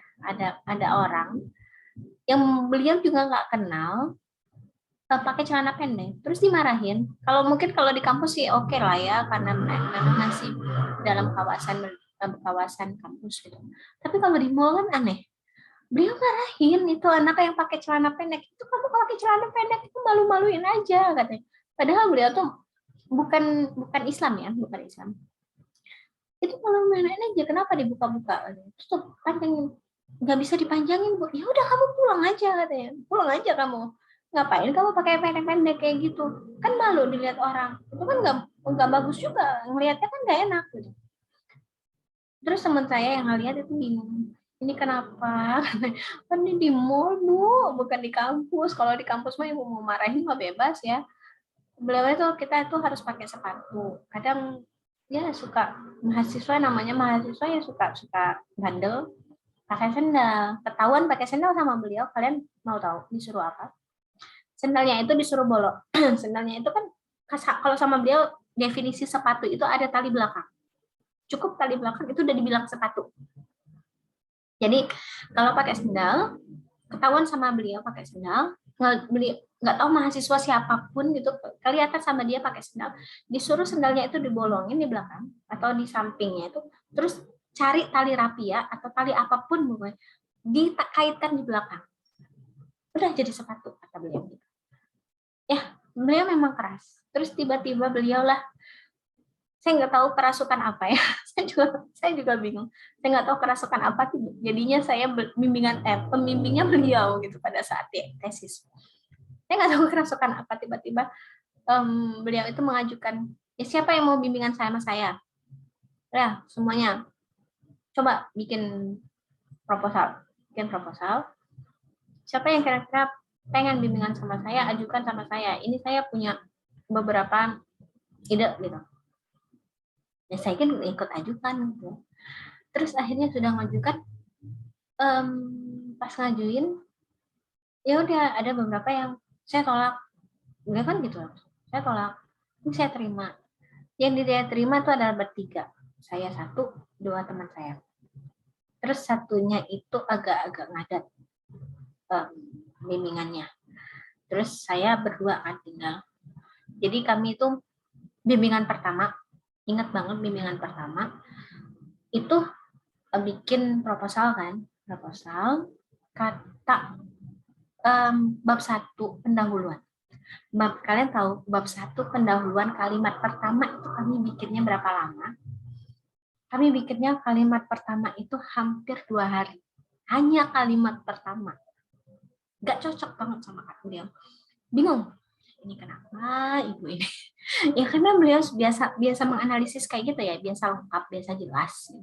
Jadi ini kamu yakin kata-katanya apa? SPO kan dilihat banget. Ya begitulah. Jadi akhirnya tapi saya punya pesan yang baik banget sama beliau. Kenapa? Karena saya sempat bimbingan bukan di kampus ya, tapi di luar kampus, di luar jam kuliah. Itu hari Minggu, hari Sabtu, hari Minggu. Ya mau bimbingan Bu, bisa nggak? Ya udah bisa, ayo hari Minggu kita kejar. Pada saat itu masih puasa, saya puasa, bulan puasa, hari pertama puasa itu saya bimbingan sama beliau hari Minggu kalau nggak salah. Jadi bukan di kampus, beliau ada kantornya sendiri. Saya ke sana, terus bimbingannya itu dari pagi sekitar jam 8 gitu, udah mulai ke sana, udah di sana, terus sampai pulangnya itu maghrib. Bimbingannya itu selama itu benar-benar kita tuh dilihat satu-satu kalimat itu, setiap kalimat, karena beliau biasa analisis tadi ya, beliau detail banget. Terus habis maghrib, kamu puasa? Iya Bu, saya puasa. Oh ya udah mampir maghrib, stop dulu. Kalau nggak puasa sih saya lanjut sampai isya katanya gitu, sampai malam jam 8. Kalau ini udah stop dulu, hari pertama kan. Terus Ya udah Bu, terima kasih. Saya izin mau keluar. Saya juga mau pulang, ayo saya antar. Ya, itulah ya. Jadi walaupun beliau strict itu, tapi ada rasa apa ya? Rasa sama sesama itu, sampai di mobil itu beliau antar saya sampai depan kosan. Tuh, ya cerita-cerita, jadi nggak ada bahas TA sama tesis sama sekali, itu benar-benar cerita kamu dari mana, terus orang tuanya kamu sama siapa di sini, cerita-cerita gitu.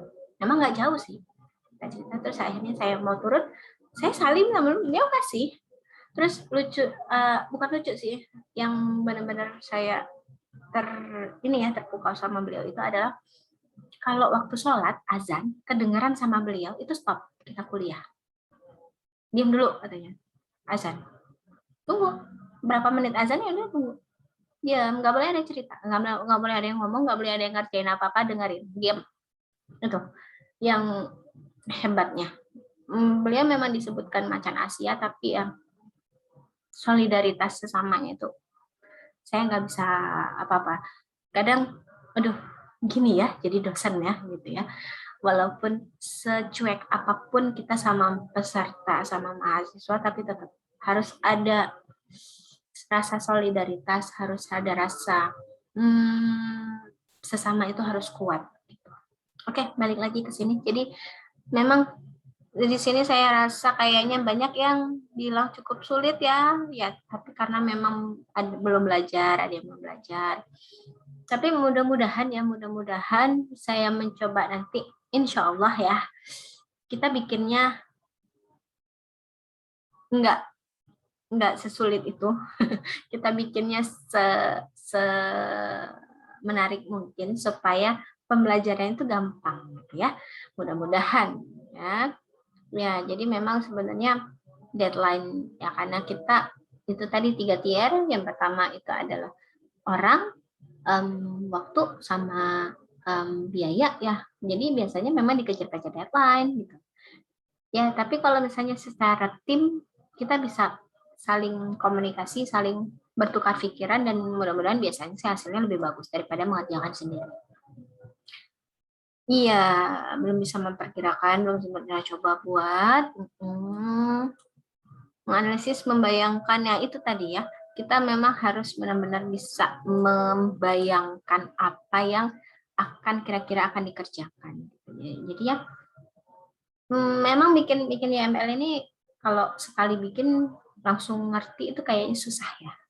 Tapi ada mungkin orang yang bisa kayak gitu. Tapi kalau saya juga nggak kayak gitu. Jadi harus beberapa kali baru paham. Makanya nanti kita coba runutkan, ini jadi ini kalau ini jadinya gini gitu loh. Jadi bukannya terpisah gitu. Ya, semoga mudah-mudahan kedepannya ketika bikin UML kita nggak sesulit apa yang kita bayangkan sekarang. Jangan dibayangin yang sulit-sulitnya dulu, pikirin yang gampang-gampangnya. Oh, gampang kayaknya ya. Tapi ya saya yakin kalian bisa kok.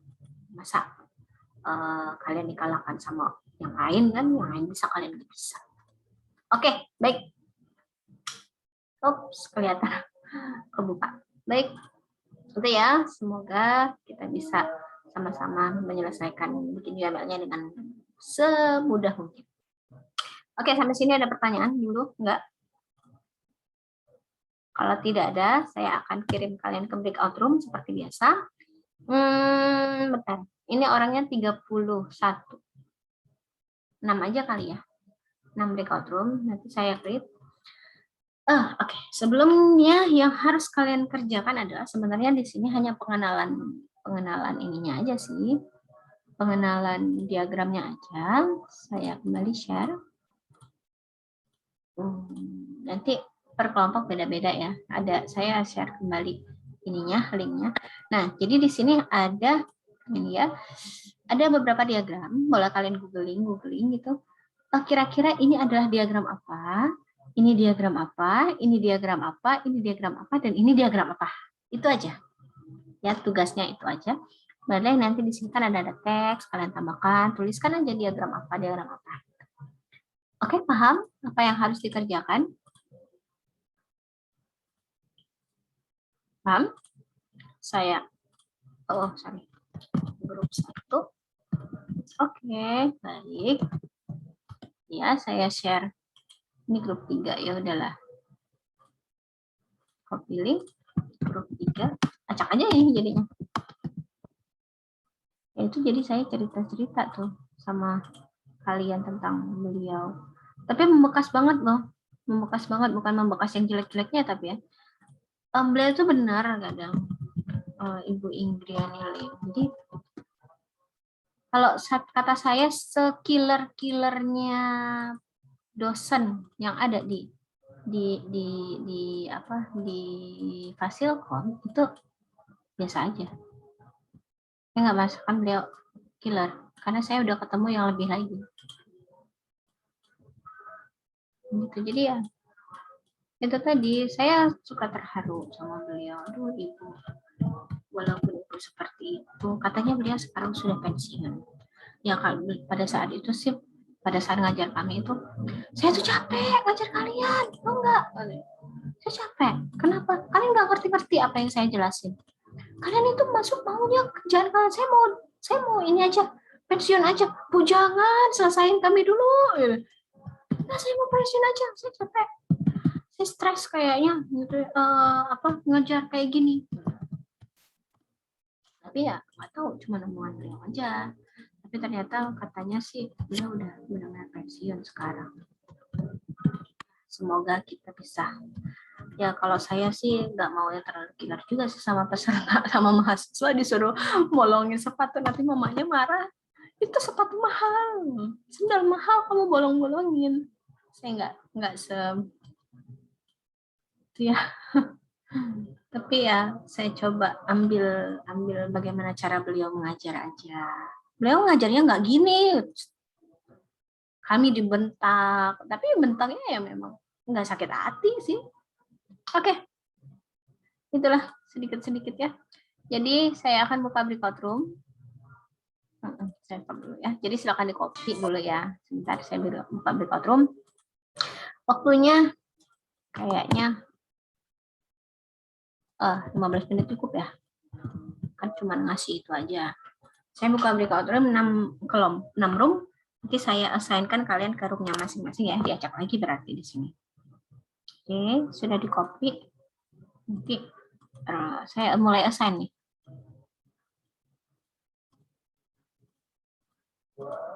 Nggak apa-apa ya, jadi pengalaman. Ini udah ada yang join.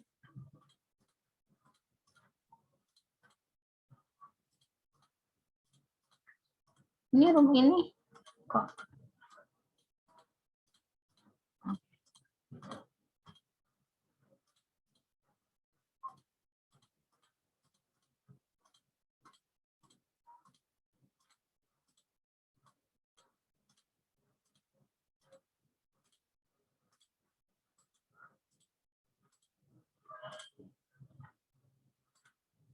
Oke, udah.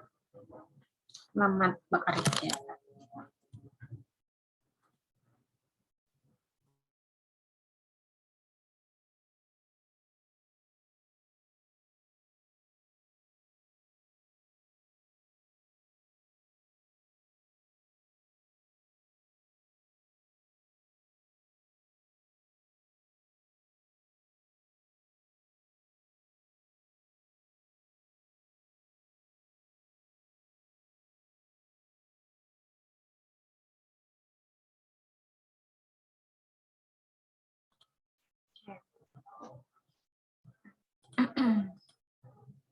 Oh, beberapa detik lagi. Kita coba. Oke. Jadi udah ketemu nih semuanya. Udah ketemu sama beberapa diagram UML, walaupun itu hanya contoh. Udah ngelihat gimana diagram-diagramnya ya. Oke, kita bahas dulu. Itu diagram apa gitu ya. Ada beberapa diagram di sana. Kita mulai.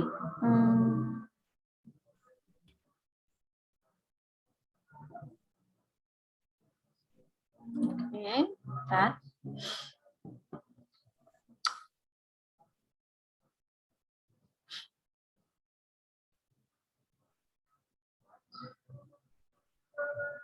Enggak juga ya. Oh, nggak bisa diakses kelas berapa? Kelas berapa? Grup berapa? Kelompok 6. Bentar ya. Rasanya sudah saya ubah. Tapi nggak tahu. Nah, kan itu. Read write, dan login dulu kata temannya. Udah read write kok. Oke. Saya coba ya, lihat ya. Yang pertama, oke. Baik. Boleh nanti ya sambil kita jalan ya, sambil diisi. Nah, di sini lewat. Ini diagram yang pertama, ya ini adalah use case ya. Jadi use case itu menggambarkan apa yang bisa dikerjakan oleh aktor terhadap sistem dan apa yang bisa ditampilkan oleh sistem terhadap aktor gitu yang diberikan. Jadi ini contoh dari diagram use case, mungkin ini diagram airport ya. Gitu. Jadi passenger penumpangnya bisa cek individual, bisa security screening, kemudian bagasi cek, grup tour guide-nya check in gitu ya. Ini adalah use case. Kemudian kita lihat sebelah sini ada diagram apa ini? Aduh. Saya kecilin juga ini dah. Nah, di sini katanya ini objek diagram. Sebenarnya ini kira-kira apa ya?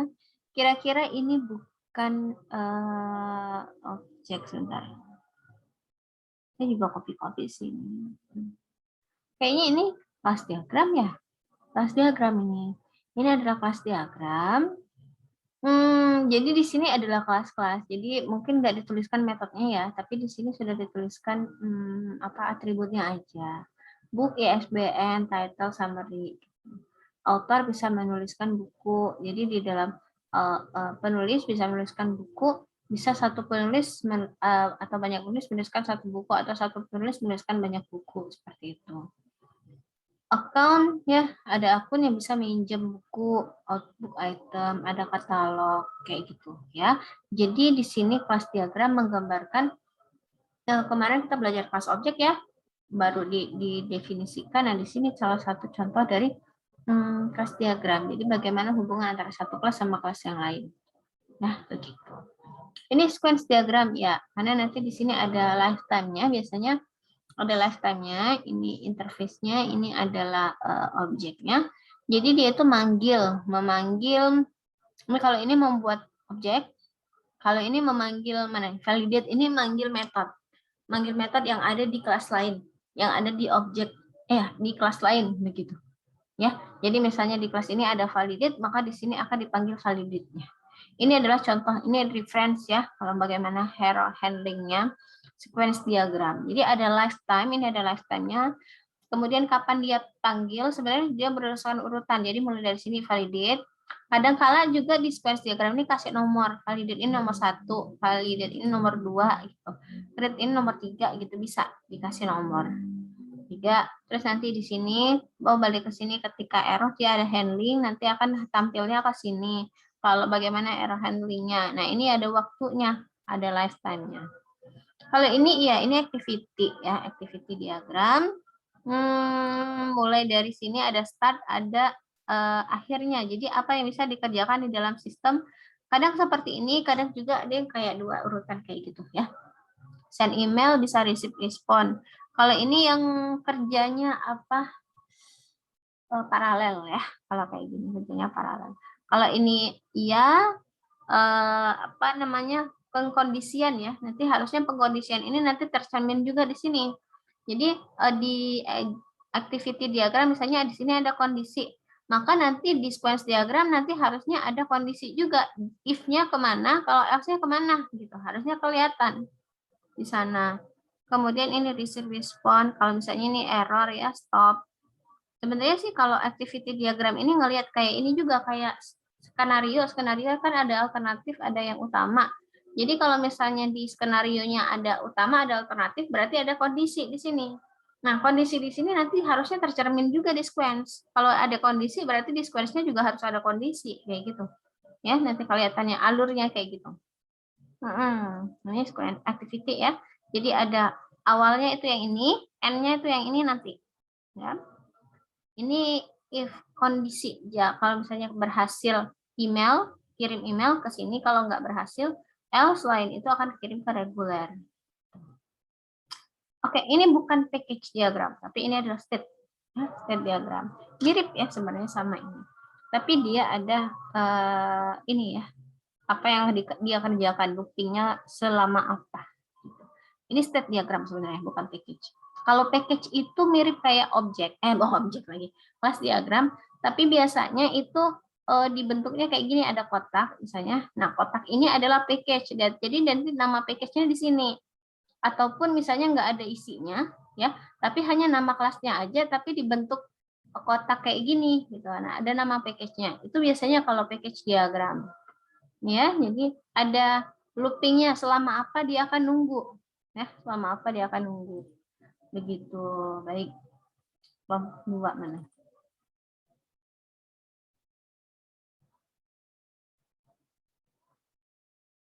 Loading. 2, 3. Saya sambil buka aja ya. Nah, ini kelompok berapa? 2. Belum ditulis?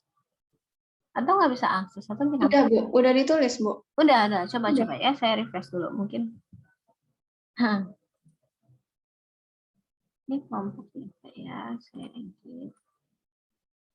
Posisinya edit. View aja nggak apa-apa. Saya tulis ya kelompok 1. Kok masih nggak ada ya? Ini saya ya yang lambat.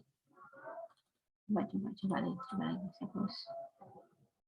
Kita lihat dulu. Kita jalan-jalan. Jalan-jalan. Oh, saya nggak share screen. Bentar, saya share screen. Dia tuh share screen. Oke. Tadi ke stop mungkin. Kelompok 3. Oh iya, udah. Ya, sorry. Use case ya, ini kelas diagram, ini sequence, ini activity, ini state machine. Nah, state machine. Gitu ya. Kelompok 2. Itu kok nggak ada juga. Ya benar, kelompok 2. Jadi udah tahu, oh bentuknya kayak gitu. Setidaknya ngelihat bentuknya aja dulu deh. Nanti lah bikinnya. Pokoknya tahu bentuknya kayak gitu, oh ini. Dia memang ada ciri-ciri sendiri ya, punya ciri-ciri sendiri. Kok masing-masing nggak ada? Ini kelompok 2. Ya sama. Yang ambil.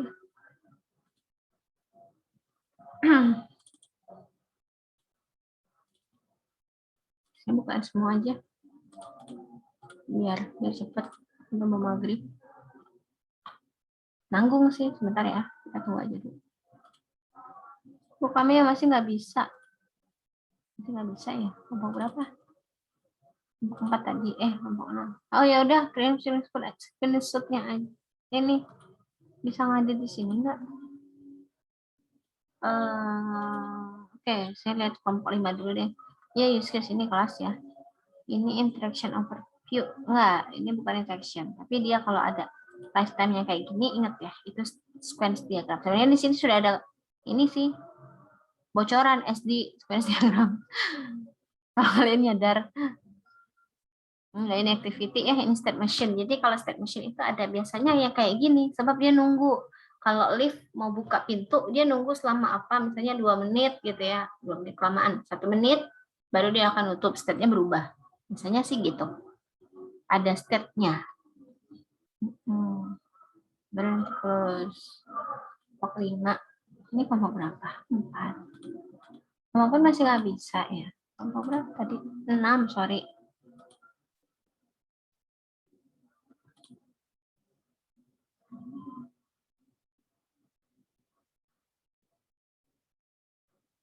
Document is in use by M. Ilyas. Click view to open.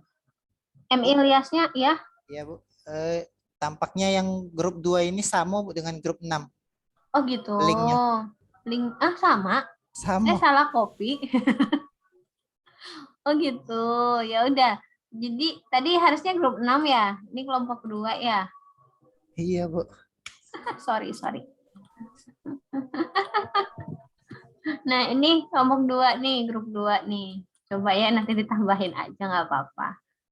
Grup 4. Grup 4 juga kok nggak keluar.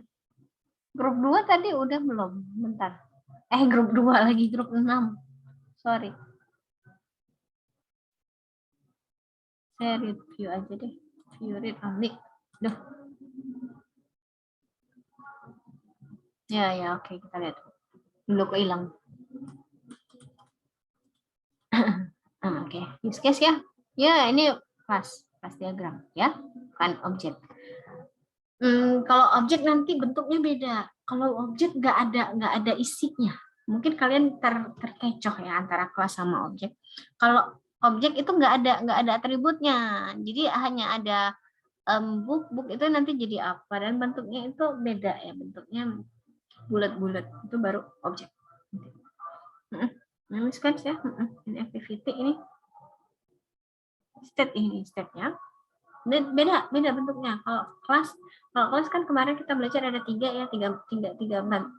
isi, nama, atribut sama metode. Ini kebetulan nggak ada metodenya, jadi kalau ada seperti ini kelas, bukannya objek gitu. Kelompok 4, 5 sudah belum tadi? Saya lupa. Jadinya ngacak. Ya, gitu ya. Jadi walaupun nanti saya lihat lagi. Ya udah, nanti silakan diedit dulu yang belum bisa masuk. Oke, mungkin itu ya, dari setidaknya kalian sudah melihat, oh bentuk si use case tuh kayak gini loh nanti. Oh bentuk class diagram tuh nanti kayak gini. Oh bentuk si interaction ini sequence diagram kayak gini. Activity kayak gini, state machine itu kayak gini. Dan sebenarnya masih banyak lagi ya diagram-diagram untuk si UML ini. Oke, baik. Nanti silakan boleh ditambahkan aja ya. Baik, sampai sini ada pertanyaan. Sebenarnya sesinya udah berakhir. Izin bertanya, Bu. Boleh. Dari sekian banyak diagram-diagram ini, Bu, dia itu apakah ada sesuatu yang bukan sesuatu, beberapa yang memang harus digambar dan ada yang tidak harus digambar gitu, Bu? Iya. Semuanya harus digambar? Enggak juga. Jadi memang tidak semuanya sih harus digambar, karena memang sesuai dengan sesuai dengan ininya aja, sesuai dengan kasusnya. Jadi memang tidak semuanya harus digambar. Jadi biasanya sih itu tadi yang biasa paling sering sekali itu digambarkan itu adalah use case class, karena memang dia terhubung sama biasanya sih use case-nya nanti ngambil dari kebutuhan ya, fungsional. Nah itu. Nah biasanya sih use case yang pasti. Kemudian kalau misalnya use case sama kelas diagram memang paling sering sih, karena apa? Karena kita mau membuat kelasnya, gitu ya, bikin kelasnya. Yang paling utama biasanya itu. Kalau yang lain sih kadang kayak state kan memang nggak perlu kalau di website, kayak kalau aplikasi di website kayak gitu nggak perlu. Sequence ya sebenarnya itu tadi yang paling sering itu sih use case kelas paling, karena memang inti core dari OOP itu kan itu kelas sama objek ya. Yang lain sih kadang ya memang itu tadi tergantung dari program yang mau dibuat, yang mau dibentuk. Nggak semuanya jadi. Ya. Begitu. Ada lagi? Silakan yang mau bertanya. Enggak? Cukup? Oke, sambil mau bertanya kita tunggu. Ini saya kirim polling lagi. Pollingnya sih nggak terlalu sama sih kayaknya sama yang kemarin. Untuk hari ini aja. Oke, jadi sambil ngisi polling, sambil ini ya, mungkin sebagai penutup hari ini, kira-kira kalau kita ibaratkan, kalau kemarin makanan udah, buah udah, apalagi ya, kalau kita ibaratkan dengan mobil, ya sama-sama. Kalau diibaratkan sama mobil apa hasil dari perkuliahan kita hari ini?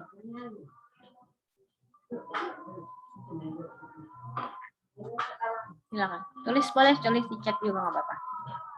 Kira-kira kalau diibaratkan sama mobil apa perkuliahan kita hari ini? Mobil truk, mobil bus, mobil apa? Gitu. Boleh.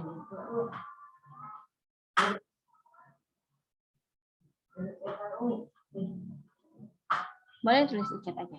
Nggak apa-apa. Kalau mau ngomong langsung juga boleh.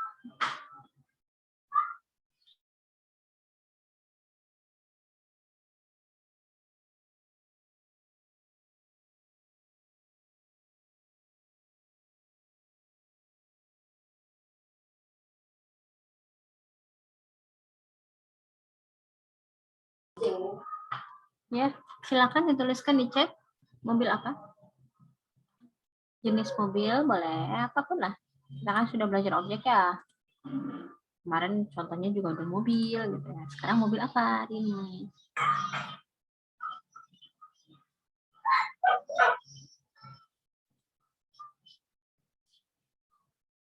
Ya, bentar.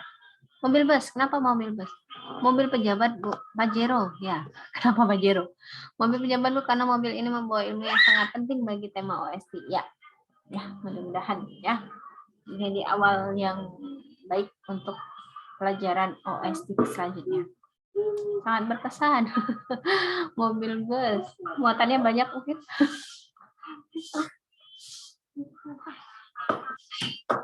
Karena berbobot, Bu. Oke.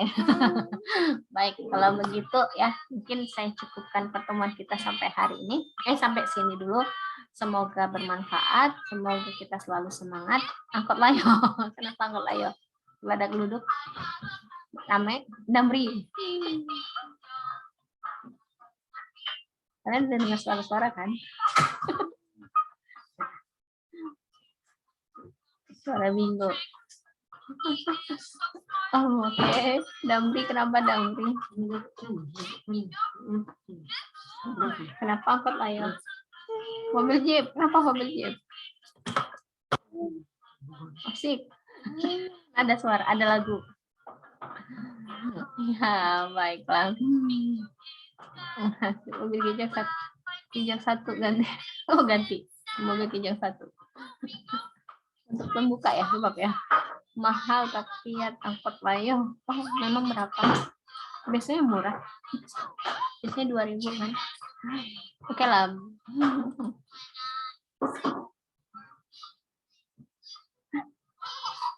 Kenapa kalau mahal travel bohong sama ini udah pernah naik angkot? Iya, saya biasanya naik angkot. Tapi di kampus ya, di seputaran kampus itu 2.000 perasaan. Tapi nggak tahu kalau keluar, katanya sih lebih.